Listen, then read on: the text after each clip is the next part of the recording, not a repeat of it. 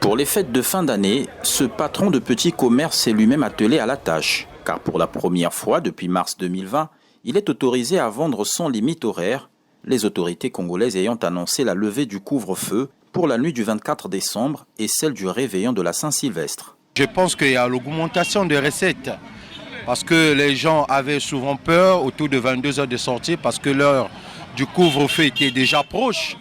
Mais étant donné que tout le monde connaît que le couvre-feu tous les jours c'est 23 heures, nous voyons des gens arriver, faire leurs achats. Avec un couvre-feu passé de 20h à 23h le reste des jours de la semaine et la reprise des célébrations de mariage, de nombreux commerçants et transporteurs ont vu en ces allègements une occasion de se faire du chiffre avant de se rendre à l'évidence qu'ils sont bien loin de la belle époque des fêtes de fin d'année.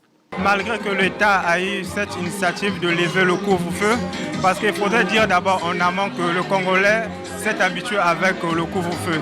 Vous allez remarquer même l'ambiance n'est pas comme les gens l'attendaient.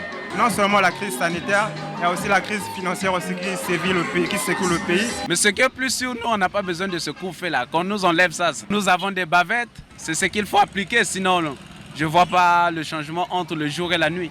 Oui, dans un sens, c'est un ouf de soulagement.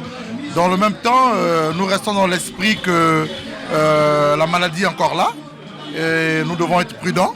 Pour l'instant, rien ne semble indiquer que ces allègements sont le début d'un retour à la vie normale en République du Congo, car le pays est encore loin de l'objectif des 30% de couverture vaccinale fixé par le gouvernement. Cédric Siosolo, Africa News.